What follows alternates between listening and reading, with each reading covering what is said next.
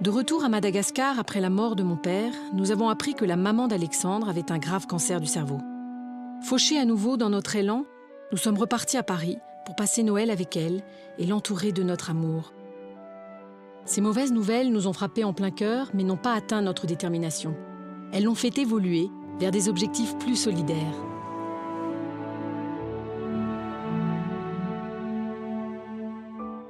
En effet, ces épreuves nous ont permis d'entrer en empathie avec les Malgaches. Les difficultés qu'ils affrontent tous les jours pour survivre nous ont poussés à agir. Nous avons décidé de nous mettre à leur service. Lors de notre séjour en France, nous avons collecté des fonds via des plateformes de financement participatif. Notre but, soutenir les projets de personnes exceptionnelles rencontrées en chemin.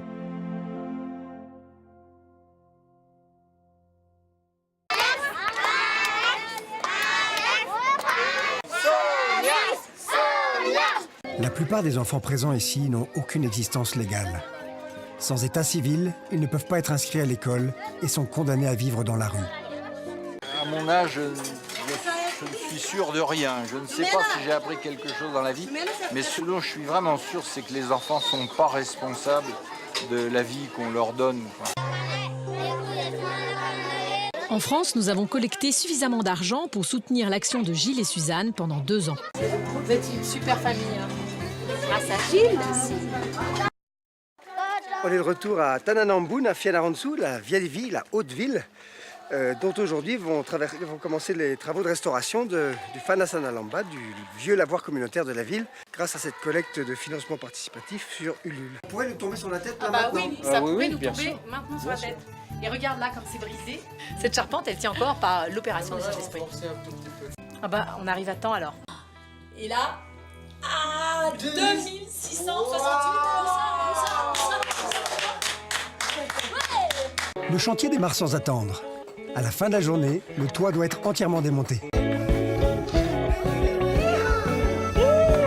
Voilà à quoi ça va ressembler le lavoir. Il va y avoir des arcades et puis le toit, on va le remettre avec les mêmes tuiles. Et ça va être magnifique.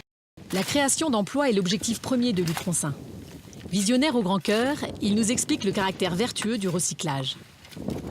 Il faut imaginer qu'il y a 5 ans à Fianarantsoa, on avait des tonnes de déchets qui étaient déversés de manière sauvage dans la ville, pas traitées. Aujourd'hui, avec ça, eh bien, en théorie, on valorise 97% des choses. Et le produit fini, on le vend comme compost. Et il a une marque, ce compost? Ouais, ça s'appelle Swavukatsa. Swavukatsa.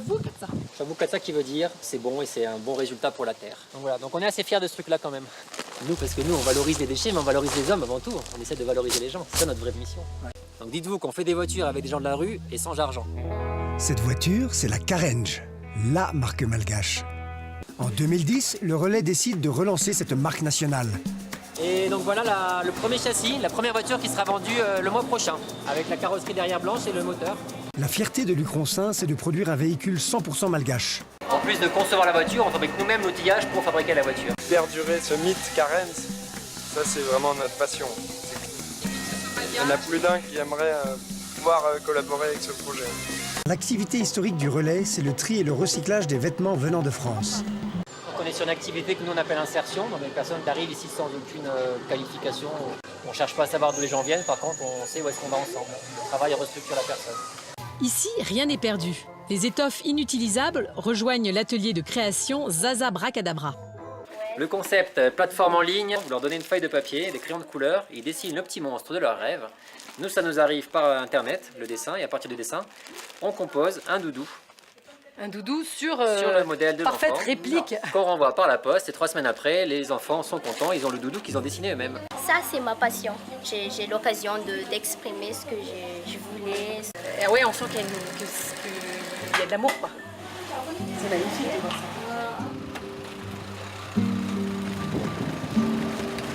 Merci Lucas, on t'emprunte ta voiture.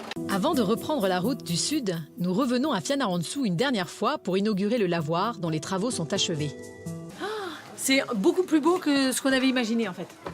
Parce qu'au début, nous on pensait juste remettre la toiture droite, hein, c'était déjà pas mal. Et en fait, ça a été construit en dur, pour durer. Et ben voilà, les petites dames peuvent travailler maintenant en sécurité. Ben voilà, on retourne à la charrette, on prend le train de Manakar pour arriver à Wuipen. Attention pour la caméra!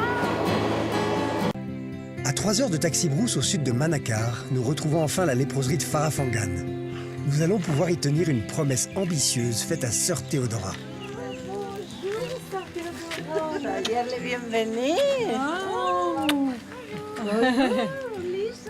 Quelques mois plus tôt, tout en soignant Caroline, une de ses nombreuses protégées, elle nous avait confié sa détresse. Le rayon X de sa clinique était cassé et par conséquent le suivi des lépreux était beaucoup plus difficile. On s'était mis alors en tête de leur procurer un nouvel appareil. Surprise à l'hôpital, une plaque remercie les donateurs et nous avons l'honneur d'inaugurer le rayon X.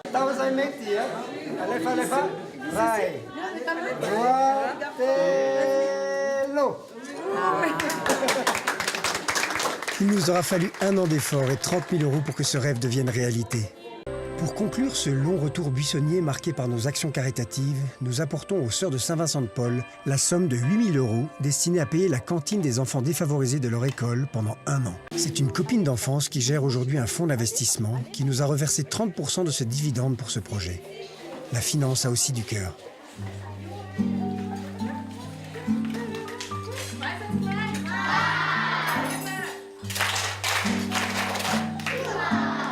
Merci beaucoup pour votre Merci accueil. à vous aussi, merci beaucoup. Nous sommes très contents de votre passage chez nous. Madame Trek n'est pas totalement inutile. Ce n'est pas une aventure inutile.